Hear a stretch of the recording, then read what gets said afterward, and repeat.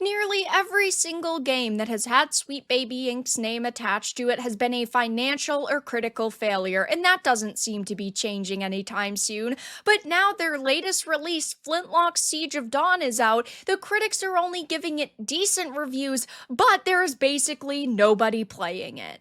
I have a few things to show off, but before I get into the topic, if you enjoy the content I create, check out the links in the description, join the community in my live streams, and consider supporting through Patreon or YouTube memberships. Now, I have to talk a lot on this channel about Sweet Baby Inc. It's really the company that kind of set Gamergate 2 into motion, that gained a lot of attention very quickly, and people are not happy with the content that they are working on and ultimately altering. But now their latest release, Flintlock Siege of Dawn, has finally come out, and boy, is it already looking like a disaster. Now, first off the bat, I have to say it is a terrible idea for companies to launch on a weekday unless you are already a massive studio. Like From Software can launch on any day of the week, right? But when you are relatively unknown or you're a smaller studio, it is not smart to launch on a weekday, especially in the morning.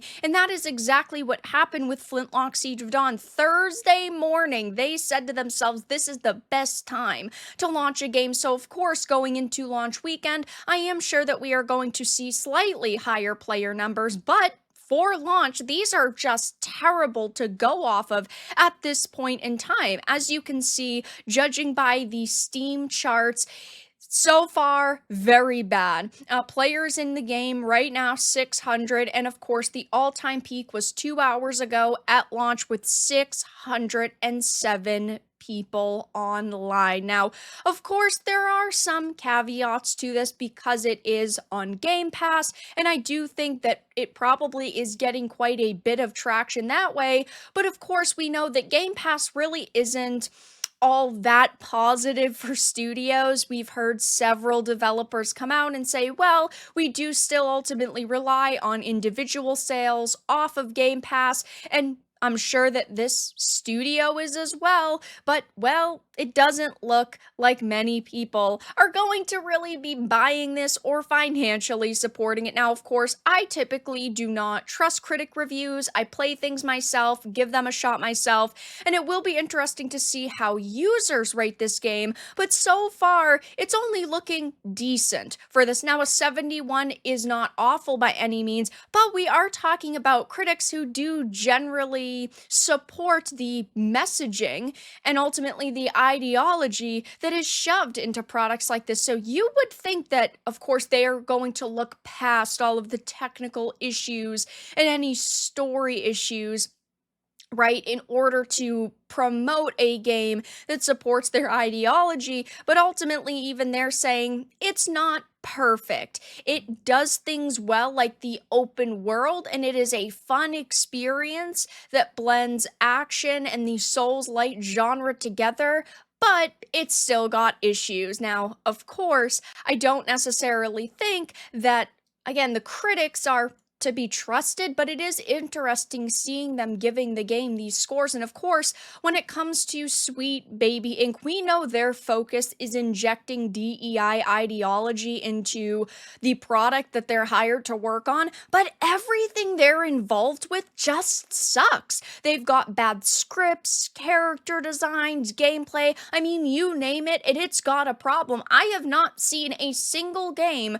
with Sweet Baby Inc.'s name attached to it that across the board was fantastic. I think the closest game we really got was God of War Ragnarok, but even that faced a lot of criticism because they did ultimately decide to race swap characters, and the story was much slower paced than the first game, in the, of course, new, we assume it's going to be trilogy. We haven't really gotten any news on what's coming after Ragnarok, but regardless, that's the closest we've gotten to a really good game, and even that was not perfect. I mean, is Sweet Baby Inc. the company you call when your game sucks so much that you are desperate to find any audience, so you allow them to reskin it and add cringe dialogue or backstories in hopes modern audiences will show up. Newsflash, they don't, because they don't exist. And we are seeing game after game after game release that doesn't have a real audience that they're targeting. Again, modern audiences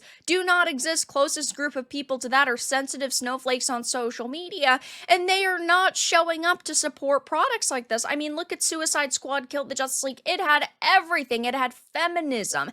It had, of course, race swaps. It had very, very questionable character designs. I mean, that should have been a haven for these individuals, but womp, womp, womp. On Steam, it only peaked at 13,000 people. That's it. That's all they could muster up on this platform. It is absolutely pathetic. Now, of course, when it comes to Flintlock Siege of Dawn, we have seen a plethora of problems because the trailers initially released to negative reaction. The senior operations and growth manager melted down over backlash and left social media. And then there were developers that actually reached out to Cabrutus, who started the Sweet Baby Ink Detected, or now it's called DEI Detected, Steam curator page and website, and they wanted to clarify that no Sweet Baby Ink content made it into the final game, but then he simply asked for proof and they never offered it, and now it's launched to, again, decent reviews by critics, yet basically nobody is playing it. Now, I did decide to make an X thread on this, and people are already laughing at them, talking about how pathetic this is. Based on the graph, the future for Flintlock Siege of Dawn looks incredibly bright as long as it keeps crawling upwards at this astonishingly glacial pace. This really starts to tell you that the people that we are against don't even care about their side. It's all about money and shilling. They have shown their hand as, and nothing is beyond being played. They do not care. I wish we could see the Game Pass numbers. I want to see them too. Obviously, we won't unless they hit major milestones and they talk about it on their social media, but that typically does not happen. And I don't expect it to happen here because I don't think the player numbers are going to be much higher. There really wasn't a lot of hype surrounding this game leading up to release. And even now, there's no one really positively talking about it, saying that, oh my god, so far the footage I've seen looks amazing. That's just not happening. People are saying good for them doubling the players of Suicide Squad Kill the Justice League. That's big for them. Yeah, I mean, there's basically nobody playing that game either. I've never heard of this game. I didn't even know it was out. Yeah, so it will be interesting to see over the next few days for kind of release a weekend how the numbers end up going for them. Maybe it will skyrocket in players.